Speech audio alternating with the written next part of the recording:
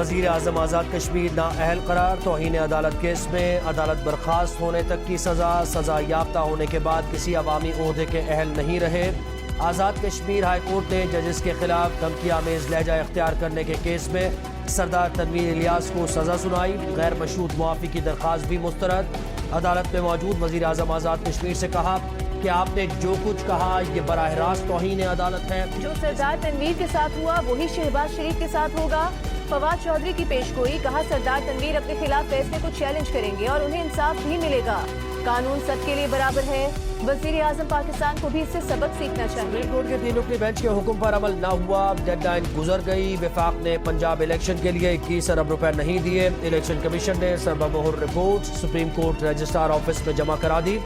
Report chief justice اعجاز الحسن، justice منیب اختر کے chambers میں بھجوائی جائے گی۔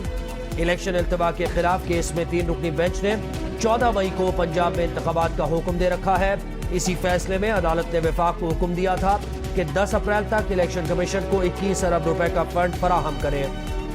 چیف جسٹس کے مد مقابل وفاق نے پنجاب الیکشن محاذ میں ترک کا پتہ پھینک دیا۔ رانا ثناء اللہ نے حکومت کا گیم پلان سامنے رکھ دیا، کہا پنجاب الیکشن کے لیے الیکشن کمیشن کو پیسے نہ دینے کا فیصلہ پوری پارلیمنٹ کا ہوگا، کر دو پھر پوری پارلیمنٹ کو نااہل۔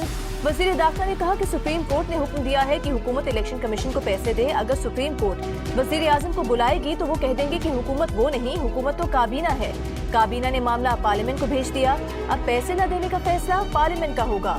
وزیر داخلہ نے عمران خان کو سناتے ہوئے یہ بھی کہا کہ اگر ان کا رویہ یہی رہا تو پھر شاید 8 اکتوبر کو بھی الیکشن نہ ہو۔ سپریم کورٹ کے حکم کو ردی کی ٹوکری میں ڈالا گیا، شہباز شریف فوری استعفیٰ دیں اور انتخابات کی راہ ہموار کریں۔ وزیر اعظم کا استعفیٰ ہی بحرانوں کا حل ہے، تحریک انصاف کا مطالبہ۔ فواد چودھری نے دعویٰ کیا کہ سپریم کورٹ کا فیصلہ مسترد کرنے والی قرارداد پر 42 ارکان کے دستخط ہیں، ان میں 8 کے دستخط جعلی ہیں۔ یہ دستخط اسمبلی سیکریٹری نے خود کیے یا راجہ پرویز اشرف نے کرائے۔ جن کے دستخط اصلی ہیں ان کے خلاف توہین عدالت کیس کے لیے لاہور ہائی کورٹ سے رجوع کر رہے ہیں، اور جن کے دستخط جعلی ہیں ان پر اسپیکر قومی اسمبلی کے خلاف پرچہ کرائیں گے۔ حکومتی قرارداد پر کوئی دستخط جعلی نہیں، نون لیگ کے عطا طارق کا فواد چودھری کو جواب، کہا جعلی دستخط تو عمران خان کے لاہور ہائی کورٹ میں پکڑے گئے تھے۔ یہ بھی کہا کہ فواد چودھری کیا پرچہ کرائیں گے، پرچہ تو اسپیکر کو فواد چودھری کے خلاف کروانا چاہیے جو 2 ماہ پہلے تک وزارتی فلیٹ پر قابض تھے۔ عمران خان کے خلاف توشہ خانہ کیس کی جلد سماعت کرنے کی الیکشن کمیشن کی درخواست خارج۔ سیشن کورٹ اسلام آباد میں سماعت مقررہ تاریخ 29 اپریل کو ہی ہوگی۔ عدالت میں عمران خان کے وکیل نے کہا کہ ابھی تو یہی فیصلہ نہیں ہوا کہ توشہ خانہ کیس قابل سماعت ہے بھی یا نہیں۔ الیکشن کمیشن عمران خان کے خلاف کیس میں زیادہ دلچسپی ظاہر کر رہا ہے۔ امریکی رکن کانگریس ٹیڈ لیو کی عمران خان سے ٹیلی فون پر گفتگو، عمران خان کو یقین دلایا کہ امریکی محکمہ خارجہ سے کہا جائے گا کہ وہ پاکستان میں مبینہ غیر منصفانہ اقدامات پر مداخلت کرے۔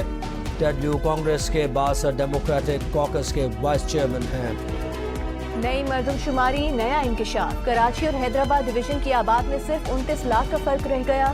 کراچی ڈویژن کی اب تک آبادی 1 کروڑ 39 لاکھ اور حیدرآباد ڈویژن کی آبادی 1 کروڑ 10 لاکھ سے زائد شمار کی گئی ہے۔ دونوں ڈویژنز میں مردم شماری کا کام 95% تک مکمل ہو چکا ہے۔ مذاکرات کی شروعات حکومت کرتی ہے، تحریک انصاف کے اسد عمر کا آصف زرداری کو جواب، کہا سب کی ذمہ داری ہے بحران سے نکلنے میں معاونت کریں، عدلیہ آئین سے انحراف نہ ہونے دے۔ حکومت کے پاس 2/3 اکثریت موجود نہیں، آئین میں ترمیم نہیں کر سکتی۔ آصف زرداری نے گزشتہ روز کہا تھا کہ مذاکرات کرنے ہیں تو اپوزیشن کو وزیر اعظم کے پاس آنا پڑے گا۔